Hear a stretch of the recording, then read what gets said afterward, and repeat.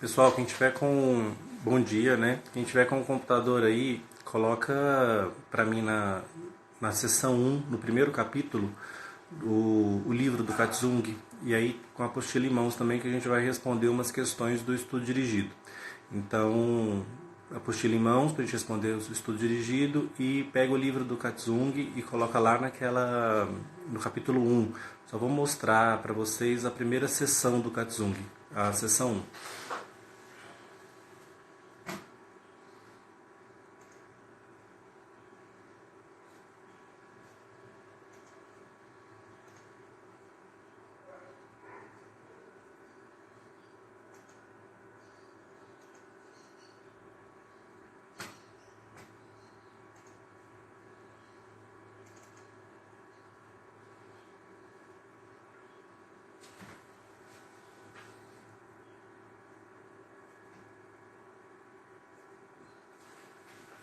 No Katzung é página um do livro ou página 15 da contagem do PDF, né? Ele conta todas as páginas, é página 15 no PDF.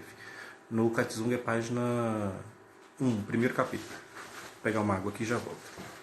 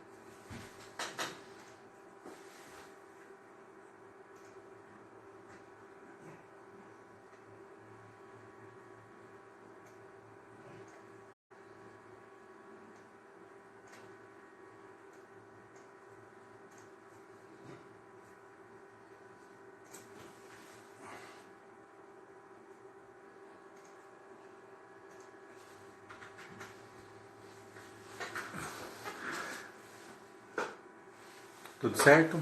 Ó, estamos super atrasados, vamos começar. Então todo mundo com a apostila lá no estudo dirigido, na página 80, a gente vai fazer o estudo dirigido da farmacologia, né? Farmacologia da enfermagem, odonto, biomedicina. Não é a farmacologia da farmácia, viu, pessoal da farmácia que está entrando aí na live? Não é a farmacologia de vocês, é a farmacologia dos outros cursos da saúde, onde a gente está vendo farmacocinética, farmacodinâmica, e nós começamos a ver a classe dos anti-inflamatórios não esteroidais, acho que esteroidais também, não sei se a gente chegou a começar, mas enfim, esse é o conteúdo que a gente vai discutir. Como é que eu vou trabalhar com vocês inicialmente? A gente aproveitar esse primeiro recesso nosso aí, né, que por enquanto é de 15 dias, para a gente atualizar a nossa apostila, responder questões do estudo dirigido, casos clínicos, dar uma olhada nas tabelas, ajudar vocês a fazer. Então vamos começar com o estudo dirigido, que tem que estar bem respondido, tem que estar bem entendido, né, porque a nossa prova é muito baseada nesse estudo dirigido. Com as aulas que a gente teve, já dá para responder alguns. Eu fiz uma live ontem com os meninos, acabei sobre esse mesmo tema, mas acabei perdendo a live, então estou refazendo ela hoje novamente. Ó, para quem está com o livro do Katzung aberto, lá na página 1, como eu pedi, no capítulo 1, tá vendo que o capítulo 1 fala sobre princípios básicos de farmacologia. Eu estou indicando ele para vocês só como uma leitura, mesmo para vocês entenderem o processo da farmacologia. Como é que a gente desenvolve o processo de criar um fármaco, como é que a gente chega num fármaco depois de um longo processo de pesquisa, criação da molécula, identificação da molécula, as fases pré-clínicas, né, em animais, em células, depois as fases de estudos em humanos, a fase regulatória para pedir autorização de comercialização, até de fato esse medicamento chegar no mercado. É um processo muito longo. Vão aí bem uns 15 anos para você conseguir percorrer todo esse caminho com uma molécula para gerar um novo medicamento. Então, nesse sentido, esse capítulo é muito informativo, ele não é muito técnico, não traz muitos termos difíceis, ele é mais um capítulo sobre introdução mesmo à farmacologia, muito bem escrito. Então, quem quiser dar uma lida, lê aqui no capítulo 1. O capítulo 2, se tivesse um pouquinho de cuidado com ele, a seção 1 inteira, gente, é uma seção introdutória. Então, os conceitos que tem aqui valem para a farmacologia de qualquer classe farmacológica. Essa seção 1, os capítulos que ela traz são 5. E aí ela está falando sobre, no capítulo 2, que está na página 20, ele já fala sobre receptores de fármacos. Só que daí ele fala de uma forma mais aprofundada. Com vocês eu trabalhei só a ideia de agonista, antagonista, farmacológico dentro da sala. Então eu não fui tão a fundo nessa questão dos receptores, que nós temos uma disciplina só. E a quantidade de receptores farmacológicos é muito grande. Então eu não apresentei eles para vocês de cara. Eu vou apresentando eles à medida que as classes terapêuticas forem chegando. Então cuidado com esse capítulo aqui, que ele está muito mais aprofundado que a gente viu em aula, porque vocês ainda não conhecem os vários subtipos de receptores de fármacos que existem. O capítulo 3 é um capítulo excelente também, que esse eu gostaria que vocês lessem também, assim como o 1. O capítulo 3 fala de farmacocinética. Então ele vai falar daqueles 4 parâmetros que a gente vai inclusive discutir hoje aqui: absorção, distribuição, metabolização e excreção de fármacos. Então é a cinética, né? O movimento do fármaco no nosso corpo. O que o nosso corpo faz, como é que o nosso corpo processa o medicamento. Então isso é o capítulo 3. Lembra que metabolização de fármacos eu falei que é muito importante, que o nosso corpo entende o fármaco como uma molécula estranha, processa essa molécula e tenta eliminá-la, e consegue eliminá-la completamente com um determinado período de tempo. Então a metabolização de fármacos é complexa. O fígado, lembra, é o principal sítio de metabolização de fármacos. Então o que vai acontecer? O fármaco vai... O processo de metabolização do fármaco, no Katzung, ele inclusive destacou, dando um capítulo só para falar de metabolismo de fármacos. Como é que o fármaco é metabolizado no corpo? É o capítulo 4. Ele está aí como biotransformação de fármacos. Então é um capítulo dedicado só à biotransformação. Então, quem achou interessante aquela ideia do fígado, das CYPs, das transferases, do processo de metabolização, esse capítulo 4 detalha isso. E por fim, o capítulo 5, se que alguém quiser ler, leia só como curiosidade, porque vocês vão ter talvez até um pouco de dificuldade para acompanhá-lo, porque ele fala de farmacogenômica, ele fala da farmacologia do futuro, ele fala dos medicamentos que nós ainda vamos inventar com base genética, né? E aí vai ser uma terapia individualizada, de acordo com o problema daquele paciente. O medicamento interferiria na própria transcrição do genoma. Então é o futuro da farmacologia, né?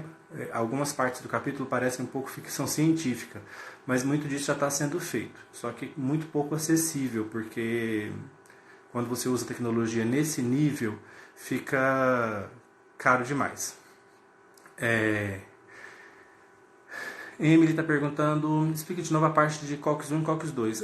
Emily, primeiro eu vou fazer o estudo dirigido, então nós primeiro vamos falar de dinâmica, de cinética, de fármaco, medicamento, aquelas primeiras perguntas do estudo dirigido.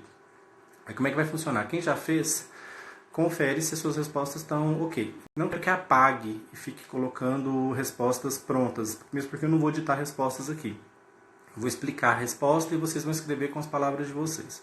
Então é importante que vocês sejam capazes de fazer isso, de não ficar copiando um conceito pronto, como eu falei para vocês. Quem decora conceito tem muita dificuldade de ficar lembrando ele para sempre. Você tem que entender o conceito e ser capaz de reproduzi-lo com as suas próprias palavras, e mesmo numa prova de concurso, por exemplo, isso vai ser aceito. Você não precisa lembrar as exatas palavras do conceito original, não. Você tem que saber descrever de uma forma correta, mesmo que usando as suas palavras. Então vamos fazer estudo dirigido primeiro, então vai demorar para a gente chegar nos anti-inflamatórios, que foi nossa aula 3 ou 4, se não me engano. Então, quando chegar nos anti-inflamatórios, nós vamos ver essa questão da COX tudo de novo. Certinho? Então vamos começar? Vamos lá para o estudo dirigido. na página 80 da apostila de vocês.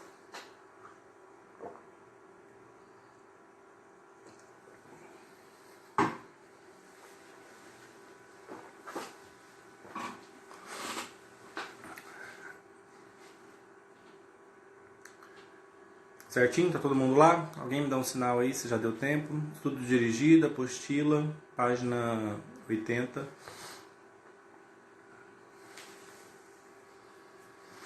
Ó, vamos lá. Ninguém disse nada, então já deve estar ok. A página 80, gente, tem a primeira pergunta do nosso estudo dirigido é: qual a diferença entre medicamento, fármaco e remédio? Conceitue. Valeu, Matheus, Bruno. Vamos começar com o conceito de diferenciar esses três conceitos, né? Quem já fez quem já respondeu, dá uma conferida se está ok. O conceito de remédio, gente, é um conceito amplo. O remédio, ele é qualquer medida terapêutica que eu aplique com a finalidade de promover bem-estar numa pessoa que está com alguma patologia, com alguma doença. Porque se saúde é bem-estar, doença é mal-estar de alguma natureza, né? Então, qualquer medida que eu faça com finalidade terapêutica, né, para melhorar o estado de saúde de uma pessoa, eu posso encaixar como um remédio. Não sei se vocês lembram que eu disse na sala de aula que, por exemplo, se eu chego com uma dor de cabeça muito forte, muita tensão nos ombros, eu faço uma massagem nesses ombros e a dor de cabeça passa porque eu relaxo a minha musculatura, essa massagem foi um remédio para minha dor de cabeça. Se eu estou muito angustiado, muito agoniado, saio para fazer uma caminhada, bater papo com algum amigo, e esse papo me desestressa, me desangustia, essa conversa, essa caminhada, essa atividade física foi um remédio para a minha ansiedade, né? Então, remédios abarcam qualquer iniciativa que você tenha com uma finalidade terapêutica. Então, os medicamentos também são remédios? São. Medicamentos são um recurso tecnológico que você usa para tratar mal-estar, para tratar doença, né? Então, medicamento também entra dentro do grande grupo dos remédios, junto com mais um monte de coisa.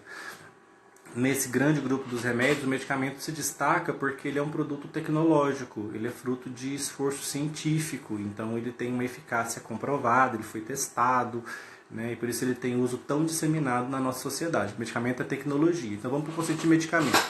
Sempre tem que pensar em medicamento como tecnologia. Foi preciso pesquisa, estudo, testagem para eu comprovar que aquele medicamento funciona. Por isso, qual que é o conceito de medicamento? Ele é um produto tecnicamente elaborado. Faz todo sentido. É um produto industrial, né? Medicamento é produzido industrialmente, pode ser produzido até artesanalmente em farmácias de manipulação, mas ele é um medicamento tecnicamente elaborado, ou seja, produto tecnicamente elaborado. Eu preciso de um medicamento eu preciso de um especialista técnico para desenvolver esse medicamento. Então, produto tecnicamente elaborado. Ele foi elaborado por um técnico e ele usou tecnologia para chegar num medicamento. Tecnologias de purificação de molécula, tecnologias de preparo de formulação, tecnologia de preparação da forma farmacêutica. Então, vai muita tecnologia num medicamento. Então, produto tecnicamente elaborado. Tecnicamente elaborado para quê? Com qual finalidade, né? Então, o medicamento é um produto tecnicamente elaborado com três finalidades principais e mais uma finalidade acessória. As três finalidades principais são: a mais evidente, né? Eu tomo medicamento para quê, gente? Com qual finalidade? Curar a doença. Além de curar, qual que é o meu segundo objetivo? Nem sempre eu consigo curar a doença. Olha a pandemia aí da Covid-19, eu não consigo curá-la. Então, a medicação que é feita nesse caso é apenas para aliviar sintomas, para melhorar a respiração do paciente, para diminuir a febre. Então, esse medicamento, quando é usado para uma doença que não tem cura, a finalidade não pode ser curar, já que a doença não tem cura. Então, a finalidade é o quê? Amenizar os sintomas, aliviar os sintomas. Para isso, eu uso o termo paliativo, finalidade paliativa. É a mesma coisa que dizer aliviar sintoma, amenizar sintoma. E eu também posso tomar medicação mesmo quando eu não estou doente. Existe isso? Por que eu vou tomar uma medicação quando eu não estou doente? Quando eu quero prevenir a possibilidade de ficar doente. Então tem medicações que têm finalidade preventiva. Então olha, por exemplo, o AS, né, que os idosos tomam para não coagular o sangue. Eles não estão com nenhum processo de trombose, mas eles estão tomando o AS para reduzir a coagulabilidade do sangue e diminuir as chances deles terem uma trombose. Então, nesse caso, o AS entra numa medicação preventiva. E nem sempre a medicação é para prevenir doenças, ela pode prevenir outros eventos, como por exemplo uma gestação. Né? A gente tem a terapia anticoncepcional, que tem o objetivo de prevenir, né, de evitar a ocorrência de uma fecundação, de uma gestação. Então ela tenta evitar a ovulação na mulher. Então por isso que medicamento é produto tecnicamente elaborado com finalidade preventiva, sim. Paliativa, sim. Curativa, sempre que possível, né? Esse é meu objetivo principal. E por fim, ele ainda tem finalidade diagnóstica. Quando é que eu vou usar um medicamento para fazer um diagnóstico? Então, alguns exames diagnósticos podem demandar o uso de determinado medicamento. Nesse caso, eu posso, por exemplo, durante uma endoscopia, fazer o uso de um sedativo hipnótico para sedar o paciente durante o meu processo de diagnóstico. Eu posso usar, às vezes, um medicamento dilatador da musculatura lisa, né? Um medicamento que dilate vísceras, por exemplo, para facilitar um processo invasivo, né? Um exame que vai fazer uma filmagem do interior do útero ou dos intestinos. Então, os medicamentos também entram com essa finalidade diagnóstica. Então, produto tecnicamente elaborado com finalidade preventiva, paliativa, curativa ou mesmo com fins diagnósticos. Isso é um medicamento. Lembrando que todo medicamento é remédio, mas nem todo remédio é medicamento. Se você entender os conceitos de remédio e medicamento, você consegue entender essa frase, né? Todo medicamento é um remédio, mas nem todo remédio é um medicamento. E por fim, a ideia de fármaco. Quem é o fármaco? Fármaco é um dos constituintes do medicamento. Lembra que nós falamos que o medicamento é um produto tecnológico com múltiplas partes? O medicamento tem embalagem secundária, tem embalagem primária, tem bula, tem acessórios, tem recipientes e tem o fármaco. Então, o fármaco é um dos integrantes do medicamento, mas não é qualquer integrante. Ele é o principal componente de um medicamento.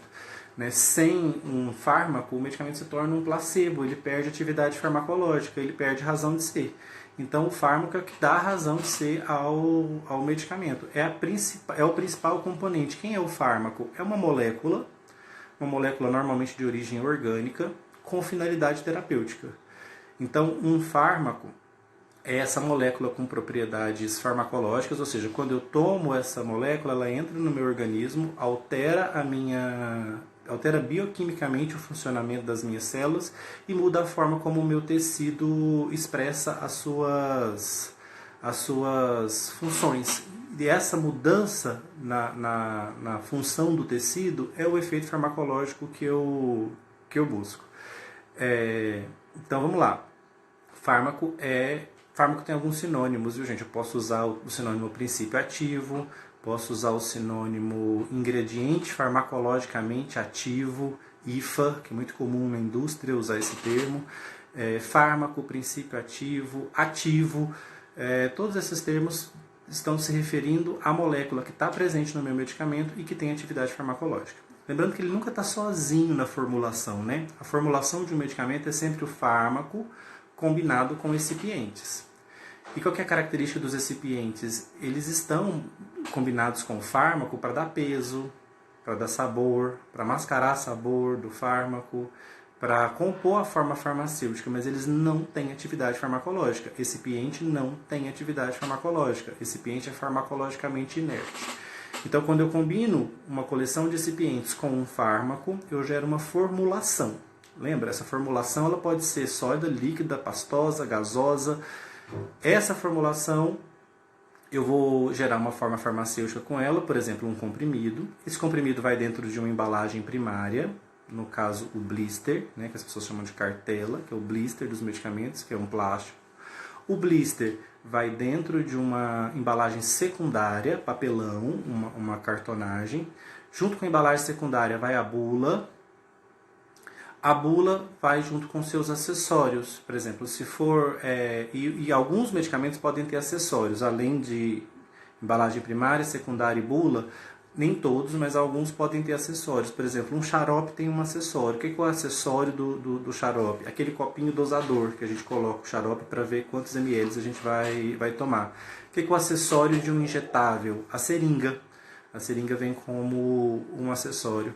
O que é acessório do... Deixa eu ver um outro exemplo de acessório. De um creme vaginal. Ele vem com um aplicador para a mulher conseguir aplicar o creme dentro da vagina. Então, esses acessórios não são comuns a todos os medicamentos. Alguns vão tê-los, outros não vão tê-los. Se você compra, por exemplo, um diclofenaco comprimido, ele vem sem acessórios. Ele vai vir os comprimidos de diclofenaco, né? Nesses comprimidos, lembra, tem o fármaco, diclofenaco, mais uma série de excipientes junto com o diclofenaco. Então tem esse comprimido, os comprimidos estão dentro de um blister, uma embalagem primária. Primária por quê? Porque ela está em contato direto com o fármaco. Né? Com o fármaco não, com a formulação em si, né? Com a forma farmacêutica, com o comprimido no caso, do nosso exemplo. Depois eu vou ter uma embalagem secundária, que é uma embalagem normalmente de papelão, que o blister vai dentro junto com uma bula. Então, no caso de um diclofenaco comprimido, não vão acessórios. Mas se você comprar, por exemplo, medicamento injetável, muitas vezes vem uma seringa junto. Isso é um acessório, um copo dosador, então o acessório pode ou não estar presente. Está vendo como o medicamento é complexo, né? Ele tem 2 tipos de embalagem, ele tem acessório, ele tem bula, e tem a forma farmacêutica. Que pode, se for uma pasta, vai estar dentro de um pote, de uma bisnaga, no caso de uma pomada. Se for sólido como um comprimido, vai estar dentro de um blister. Se for um pó, vai estar dentro de um sachê. Então, e essas são as formas farmacêuticas que eu vou precisar criar para carregar o meu fármaco, né? Então, as formas farmacêuticas são como que eu vou disponibilizar esse medicamento para as pessoas. Vai ser na forma de um sólido, de um comprimido? Vai ser na forma de um creme, de uma pasta, de um shampoo? Vai ser na forma de um supositório, de um spray, de um gás? Essas são as minhas formas farmacêuticas. Deixa eu ver aqui a próxima pergunta. Justamente sobre o que é forma farmacêutica, né? Então, lembra sempre disso. A minha combinação de excipientes com o meu fármaco vai gerar uma forma farmacêutica, que é a forma pela qual o fármaco está sendo disponibilizado para a população. Então, vamos lá. Excipientes mais fármacos, eu faço uma combinação. Se eu conseguir comprimir ela numa máquina, eu consigo gerar um comprimido. Uma formulação, se esse meu pó sólido, né, eu consigo fármaco mais esse fármaco sólido mais excipientes sólidos. Se eu consigo comprimir eles numa máquina, eu gero um comprimido. Se eu não consigo, é o pó. Então eu tenho que pôr dentro do sachê. Então a minha forma farmacêutica fica sendo agora sachê. Não consegui, não vou pôr num sachê, a quantidade é muito pequena. Então eu vou pôr dentro de uma cápsula. Então eu pego aquele pó, uma pequena quantidade, ponho dentro da cápsula e selo a cápsula. Então a cápsula é uma outra forma farmacêutica sólida. Então, dentro das formas farmacêuticas sólidas, eu tenho uma infinidade de opções. Eu posso ter sachê, eu posso ter comprimidos de vários tipos. Lembra que eu tenho comprimido efervescente, mastigável, de liberação controlada, retardada, revestido, não revestido, né, comprimido simples. Eu tenho uma diversidade de comprimidos. Tem a Drágia, que é um comprimido, só que ele está revestido por açúcares. Então, ele tem várias camadas de açúcar. Então, a Drágia, ela tem aquele aspecto bonito, brilhante. E por fim, além do sachê, do comprimido, da cápsula, da Drágia, né? Essas são as minhas formas sólidas mais comuns. Se os meus recipientes, por exemplo, têm uma solução, tem água, essa água presente nos meus recipientes pode dissolver o meu fármaco e gerar uma forma farmacêutica líquida. Aí eu vou ter xaropes, soluções orais, colírios, soluções otológicas para o ouvido, nasais, né, para o nariz, como aqueles descongestionantes. Aquilo ali é porque tem água, né, entre os recipientes.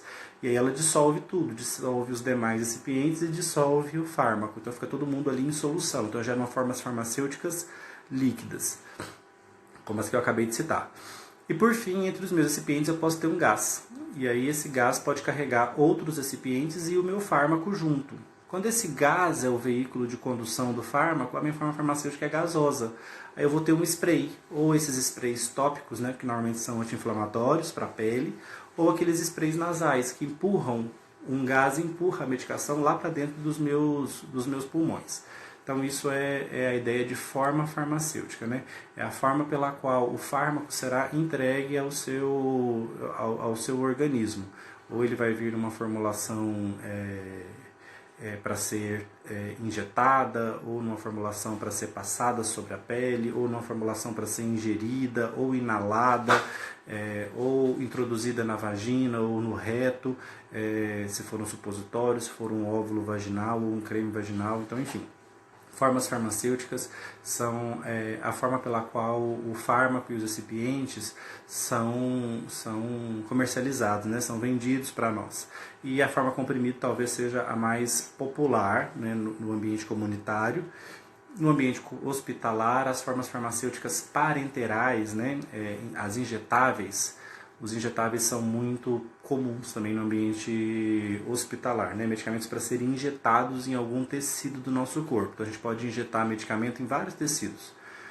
Subcutâneo, dentro das veias, dentro das artérias, dentro dos músculos, dentro dos ossos, nas meninges. Então eu tenho vários pontos para aplicação de medicamentos. Vamos para a questão 3. De que forma os fármacos podem limitar a definição da forma farmacêutica? Essa é uma questão que normalmente vocês têm muita dificuldade. A maioria dos alunos me pergunta alguma coisa sobre essa questão. Uma pergunta aqui antes. Amoxicilina pó para suspensão oral.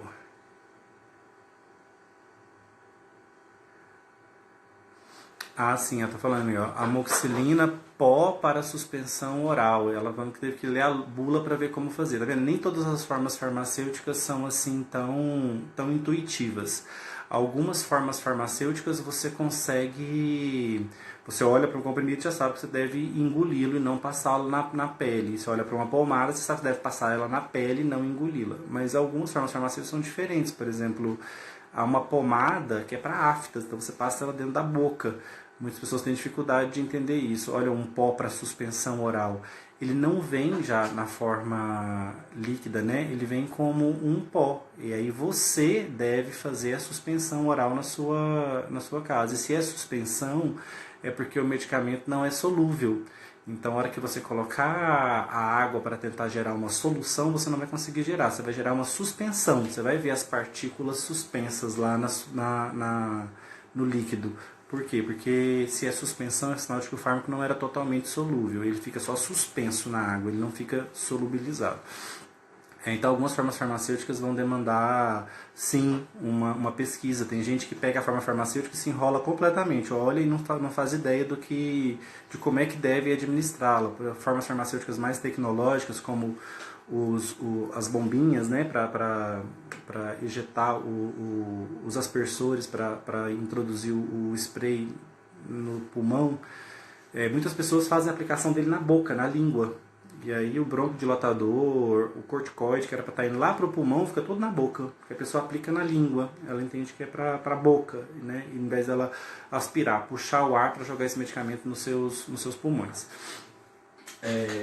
Esse Pitts determina a forma farmacêutica. De que forma os fármacos podem limitar a forma farmacêutica? É o seguinte: se eu tenho um fármaco que não é solúvel em água de maneira nenhuma, ou não é estável em água, se eu coloco o meu fármaco, a minha molécula ativa em água, ela degrada muito rápido, ou ela oxida, enfim, ela é inativada, esse fármaco eu não consigo trabalhar com ele em formas farmacêuticas líquidas. Eu só vou conseguir trabalhar ele em formas farmacêuticas sólidas ou gasosas. Líquidas ou pastosas, onde vai água, eu não vou poder trabalhar com ele.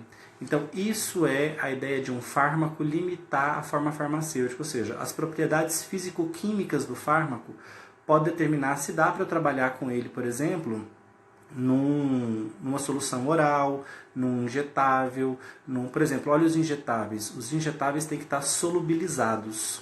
Os injetáveis têm que estar liquefeitos, né? Tem que tá totalmente solubilizado o fármaco naquela solução. Eu não posso pegar uma ampola e ver partículas nela, né? Ela tem que ser uma solução translúcida. Então, se eu coloco um fármaco, por exemplo, para tentar gerar um injetável e ele não dissolve bem em água, fica partículas, esquece, não vou conseguir trabalhar ele na forma farmacêutica injetável, porque se gerou partículas eu não posso criar um medicamento injetável para intravenoso, né? Talvez eu precise trabalhar ele com uma outra abordagem, talvez intramuscular, mas intravenoso eu não vou poder porque ele tem partículas.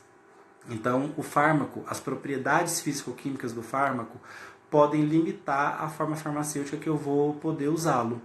Então, tem fármacos que se adequam a várias formas farmacêuticas. Então, você vai ver eles em tudo quanto é tipo de formulação. Olha o diclofenaco, você vê ele como comprimido, você vê ele como solução oral, você vê o diclofenaco como spray, como gasoso. Então, você vê o diclofenaco nas formas líquidas, sólidas e... tem diclofenaco em pomada, em creme. Então, pastosas também. Você vê diclofenaco em todas as possibilidades, porque é uma molécula mais fácil de trabalhar. Eu posso trabalhar ele em diferentes sais e gerar diferentes formas farmacêuticas. Tem moléculas que são mais limitadas. Você vai ver que ela só funciona bem, as propriedades físico-químicas daquela molécula só se adequam a uma determinada forma farmacêutica. Então, por exemplo, tem alguns fármacos que você só vão vê-los como comprimido.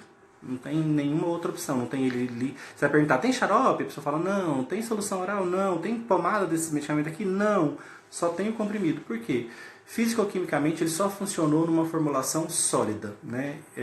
Então os recipientes também podem interferir nisso, determinar somente um tipo de formulação. Então o que é isso? É propriedade físico-química do fármaco ou da sua combinação com os recipientes que está impedindo a criação de outras formas farmacêuticas. Às vezes eu tenho uma limitação para uma forma farmacêutica apenas. A 4. Os recipientes determinam a forma farmacêutica que, por sua vez, determina a via de administração. Explique se essa afirmação é verdadeira. Sim, né, gente? Como eu falei para vocês, se o meu recipiente, por exemplo, tem água, um dos meus recipientes é a água, ela vai dissolver todo mundo ali. Então ela vai gerar uma solução ou uma suspensão. Então ela determinou a forma farmacêutica? Determinou. Se tem água, ela vai gerar uma forma farmacêutica líquida ou pastosa. Se eu quero gerar uma pasta, eu vou ter recipientes específicos para gerar aquela constituição de creme, de gel. Então, os recipientes é que determinam se vai ser por exemplo, se é um comprimido, né, que eu quero gerar entre os meus recipientes, que estão ali combinados com o meu fármaco, eu vou ter que colocar uma aglutinante, uma substância para manter aquele pó compacto, unido. Senão o comprimido não se manteria naquela forma, ele esfarelaria, né? Então, para eu evitar que esse comprimido se desmanche, eu tenho que pôr um recipiente que mantenha a formulação unida, compactada. Então, os recipientes, sim, eles vão ajudar a determinar a forma farmacêutica. Se vai ser um sólido, se vai ser um líquido, se vai ser um gás, um comprimido. É essa combinação dos recipientes que me diz a forma farmacêutica que eu vou gerar. Isso recipientes determinando a forma farmacêutica. E a forma farmacêutica determina a via de administração. É aquilo que a gente acabou de falar. Muitas vezes os recipientes determinam a forma farmacêutica de uma forma muito óbvia, né? Então, por exemplo, se os meus recipientes geraram uma cápsula, e aí a cápsula, só de pegá-la, eu já entendo que ela é por via oral. Mas algumas formas farmacêuticas não vão te deixar muito claro o que você deve fazer com elas. Se é para passar na pele, se é para beber. Então, acho que a Larissa, né, acabou de dizer aí que ela teve dificuldade com a amoxicilina pó para suspensão oral. Por quê? Porque veio um pó que era para ela dissolver em água. Então, você tem que ir lá na bula ler como é que você prepara aquilo. Então, normalmente, a forma farmacêutica é intuitivo. Ela já te indica qual que é a via de administração. Então, por exemplo, se a forma farmacêutica é uma ampola, mas lembra, ela indica para nós, né, que somos profissionais da saúde. Então, se você vê uma ampola, você sabe que a ampola você tem que quebrar ela e aspirar o líquido com uma seringa e injetar no paciente. Mas muita gente, se a pessoa não tiver uma formação adequada, ela pode achar que a ampola é um líquido, ela pode quebrar a tampinha e beber, achando que é para via oral, e não é. Então, A forma farmacêutica, ela indica, ela direciona a via de administração, mas nem sempre essa relação é muito óbvia, especialmente quando é uma forma farmacêutica nova. Então, às vezes uma mulher recebe um creme vaginal, ela pega o creme e ela acha que é tópico, então ela passa superficialmente, ela passa sobre a pele. E às vezes está lá junto os aplicadores vaginais e ela nem entende para que está aquilo dentro da embalagem. Lembrando que a nossa população tem muita gente leiga, né? Muita gente semi-analfabeta, então essas informações têm que ser bem dadas, senão as pessoas fazem uso completamente incorreto da forma farmacêutica. Até de forma que a gente pensaria ser impossível. Não, como é que a pessoa não entendeu que isso daqui era para fazer dessa tal forma, era para administrar dessa tal forma? Algumas pessoas vão ter essa limitação, né? Os idosos, pouco escolarizados. Então, na teoria, a forma farmacêutica já te deixa evidente qual que é a via de administração. Mas nem quando é uma forma farmacêutica nova, as pessoas costumam se enrolar bastante, às vezes entender, né? abre a forma farmacêutica, ela é um adesivo, né? A pessoa nunca teve contato com um adesivo, ela não fica sem saber o que fazer. Nós temos uma multiplicidade muito grande de formas farmacêuticas, né? Como eu falei para vocês, forma farmacêutica é tecnologia, então cada hora estão surgindo tecnologias novas. Então você vê o medicamento às vezes numa formulação, passa o tempo ele vem numa formulação mais sofisticada, mais elaborada, gerando uma forma farmacêutica mais moderna. E a gente tem que ir se adaptando. Os alunos da enfermagem especialmente, então pode se preparar para isso, que vocês constantemente vão começar a receber, especialmente quem trabalhar na iniciativa privada, que compra medicamentos de custo mais alto, vai começar a perceber que começa a chegar medicamentos novos, diferentes, alterações no medicamento antigo que muda a forma como ele é administrado. Então a gente tem que estar sempre atento a isso. Mas o tipo de recipientes que eu uso determina a minha forma farmacêutica, especialmente o estado físico dela, se ela vai ser sólida, líquida, ou gasosa ou pastosa. E a minha forma farmacêutica, pelo estado que ela vem para mim, né, pela forma que ela vem para mim, ela já indica como eu devo administrá-la. Então, se ela vem numa ampola, eu sei que ela tem que ser injetada. Se ela vem num frascão, né, âmbar de xarope, eu sei que é para tomar por via oral. Se ela vem em gotas, olha como a forma gotas é melindrosa, né? Gotas, eu posso entender que gotas é oral. Mas eu tenho gotas otológicas, eu tenho gotas nasais, tenho gotas oftálmicas. Então, aquele medicamento em gotas, eu tenho que estar atento se ele é uma solução para ouvido, para olho, para nariz ou para boca. Vocês acham que não tem erro? Vocês acham que não tem gente usando medicação em gotas que é para o olho, no ouvido? Ou que é para o ouvido, no nariz? Claro que tem, né? Esses erros são comuns, mesmo porque as pessoas muitas vezes não vão entender o conceito lá, solução otológica, solução oftálmica.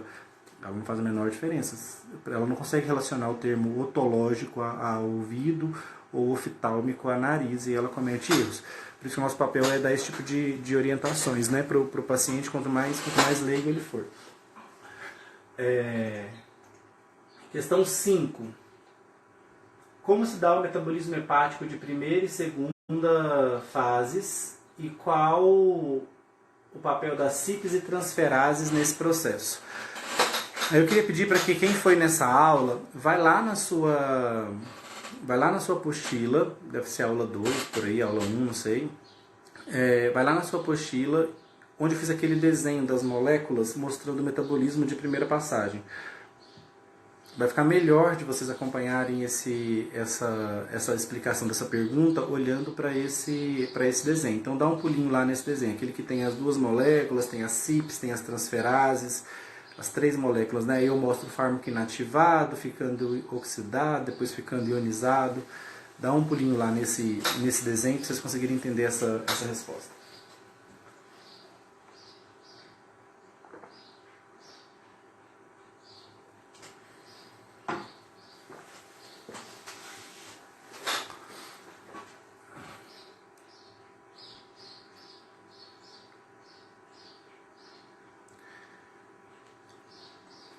Já estão lá?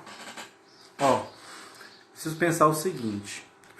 Eu tenho várias vias de administração de fármacos. Eu posso injetar fármacos no meu corpo, em diferentes tecidos, eu posso passar eles sobre a pele, e eu posso, talvez a via mais popular, mais comum, ingerir fármacos. Eu posso ingerir fármacos pela via oral, eles descem pelo esôfago, passam pelo estômago, eles vão ser absorvidos de fato no intestino. Então as moléculas do fármaco são absorvidas no intestino, caem na minha circulação sanguínea mesentérica, vai para a veia porta e vão para o fígado. Porque vocês têm que entender, tudo que é absorvido pelos intestinos, antes de ir para o resto do corpo, passa pelo fígado. O fígado é como que uma alfândega do corpo. Assim. Chega um estrangeiro, chega uma molécula estranha, antes dela se distribuir para o resto do país, para o resto do corpo, o fígado faz um processamento inicial dela. Então o fígado é a nossa alfândega. Assim. Tudo que entra de estranho, de estrangeiro, de xenobiótico, lembra que xeno é estranho? Estrangeiro, molécula estranha ao nosso corpo, quando ela entra pelo intestino, ela cai na circulação porta-hepática e vai direto para o fígado. O que o fígado entende? Molécula estranha. Para o fígado ele não diferencia se é medicamento, se é pesticida, se é veneno. Molécula estranha. O que o fígado tenta fazer? Inativar, destruir essa molécula. Só que se ela vier em pequena quantidade, o fígado consegue destruir completamente. Se ela vier em grande quantidade, o fígado vai conseguir inativar só uma parte. Então por isso que os medicamentos fazem efeito, por via oral, porque uma parte fica inativa no fígado, mas o resto passa para a circulação sanguínea. Já às vezes um pesticida num morango que você comeu está em tão pequena quantidade que nem passa do fígado. As células do fígado já processam esse pesticida, já inativam, degradam e jogam isso na circulação sanguínea para ser eliminado do corpo. Então vamos lá, tudo que eu ingiro por via oral, e aí isso só vale para o que eu ingiro por via oral, tá gente? Passa primeiro pelo fígado. O que eu injeto, eu já estou injetando na circulação sanguínea, eu estou injetando já num músculo, dali ele vai para os tecidos, ele não passa primeiro no fígado. Então qual que é a via de administração que a dose do medicamento vai primeiro passar pelo fígado? A via oral. O que eu ingeri é absorvido no intestino, passa primeiro pelo fígado. O que eu injeto, o que eu passo pela pele, ela já vai direto para os tecidos. Então por isso que o injetável tem um efeito muito mais rápido e intenso do que a via oral. Lembra que a via oral eu tenho que passar pelo trato gastrointestinal, absorver no intestino, passar pelo fígado para depois ir para o corpo. A via injetável eu já estou colocando ali na circulação sanguínea do indivíduo, já vai direto para o corpo. Então vamos pensar o seguinte, esse medicamento chegou no fígado. Qual é a célula que vai trabalhar com esse medicamento? O hepatócito, a célula típica do fígado, né? O parênquima do fígado, o hepatócito. O que o hepatócito vai fazer? Ele capta esse medicamento para dentro dele, cada uma dessas moléculas ele vai puxando para dentro dele, e dentro dele ele faz o seguinte, inicialmente ele pega essa molécula, que é um fármaco ativo, e ela vai atacar essa molécula com enzimas do hepatócito para esse fármaco ficar inativo. Que enzimas são essas? São as CYPs. A gente vai chamar de CYPs, né, o apelidinho delas, mas lembra que CYPs são oxidases de função mista do complexo citocromo P450. Eita, então sempre que eu vi o termo citocromo P450, eu estou falando de CYPs. Se as CYPs são oxidases, o que elas fazem? Oxidam, oxidases, oxidam. Elas oxidam esse fármaco que chegou no fígado e transformam ele num fármaco inativo por oxidação. Esse fármaco fica oxidado. Essa é a primeira fase de reações hepáticas. Esse fármaco inativo e oxidado, ele não está pronto para ser excretado. O que eu vou fazer agora? Eu vou excretar esse fármaco. Para eu excretá-lo, eu preciso ionizá-lo. Lembra sempre dessa ideia. Se a molécula não estiver ionizada, dificilmente ela é excretada do corpo, porque ela acaba sendo reabsorvida no rim ou no intestino. Então, para eu não reabsorver o fármaco, eu ionizo ele. Como é que o nosso corpo ioniza o fármaco? O hepatócito pega agora um ácido orgânico e liga nessa molécula que está oxidada, inativa. Então, além de oxidada e inativa, agora ela vai ficar ionizada porque ela foi ligada em um ácido orgânico. Quais as enzimas que o hepatócito usa para isso? Não é mais as CYPs, não são mais as CYPs, agora são as transferases. O que uma transferase hepática faz? Olha o nome, transferase. Ela transfere um ácido orgânico para o meu fármaco oxidado. Então, meu fármaco oxidado agora fica ligado num ácido orgânico. E com isso ele fica ionizado, pronto para ser excretado. Então, essa segunda fase do metabolismo hepático tem uma finalidade de excreção, tornar o medicamento ionizado para que ele seja excretado. Enquanto que a finalidade da fase 1, promovida pela CYPs, era de inativação. Então, a primeira fase do metabolismo hepático eu inativo fármacos, na segunda fase do metabolismo hepático eu preparo os fármacos para serem excretados, ligando eles em ácidos orgânicos. Vocês vão ver quando estiverem analisando as bulas, o item farmacocinética, vai ser muito comum lá no item metabolização vocês verem o termo assim, o fármaco foi glicuronizado. O que é glicuronização? A transferase pegando um ácido orgânico chamado ácido glicurônico e ligando no fármaco. Então, esse talvez seja um dos processos mais comuns de ionização de fármacos. Pegar o ácido orgânico, ácido glicurônico, e ligar num fármaco oxidado. Assim ele fica ionizado. As transferases fazem isso. Essa reação de ligar um ácido glicurônico num fármaco é chamado de glicuronidação. Mas eu posso ligar vários outros ácidos orgânicos. Eu estou citando a glicuronidação porque ela é um processo muito comum. Vocês vão ver que vários fármacos são glicuronidados, né? São ligados a ácido glicurônico pelas transferases. Então esse é o metabolismo hepático de primeira passagem. Informações importantes que eu tenho que saber. Meu fígado vai metabolizar o fármaco tanto quanto ele puder na primeira passagem. Então ele vai metabolizar uma parte, né, dessa dose. O restante da dose passa direto pelo fígado, porque os hepatócitos não têm condições de metabolizar aquela dose inteira. É muito para eles. Eles metabolizam uma parte. Essa parte que é metabolizada, o próprio fígado vai excretar na bile, ou ele devolve para a corrente sanguínea para o rim excretar. Então lembra que eu tenho sempre duas opções principais de excreção de fármacos. A via da bile, que joga os medicamentos no intestino, e a via da urina, certinho? Então esse é o papel das CYPs e das transferases no metabolismo dos fármacos. Essa é a nossa primeira questão discursiva da prova. Lembra que eu falei para vocês? Lá no dia que a gente tiver uma prova, né, quando nós retornarmos, fizermos uma revisão, seguirmos com o conteúdo, uma hora nós vamos ter uma prova. E aí a questão dessa prova, uma das questões dessa prova é descrever o metabolismo hepático. E aí eu queria chamar a atenção para vocês mais uma vez lá para o capítulo 3 do Katsung, que eu mostrei no comecinho da live. O capítulo 3 do Katsung, ele fala justamente de metabolização hepática de uma forma bem detalhada, assim. Quem achou interessante essa ideia do fígado, dá uma lida lá nesse capítulo, porque é muito importante a gente entender como é que o fígado processa os medicamentos que a gente ingere. E aí, uma coisa que tem que estar muito claro para vocês: se a via de administração não é a oral, eu não tenho efeito de primeira passagem. Eu estou injetando direto no sangue ou na pele, ele cai no sangue e vai pro corpo. Essa é a minha via de administração. Quando a minha via de administração não é oral, eu pulo o fígado, eu pulo o efeito de primeira passagem. Aí tem aluno que cai num erro grosseiro, ele pensa assim, então se eu injetar, não passa pelo fígado. Gente, não passa pelo fígado primeiro, vai primeiro para o corpo. Mas o sistema não é circulatório, esse fármaco uma hora vai ser levado para o fígado. Então, ele vai passar várias vezes pelo fígado.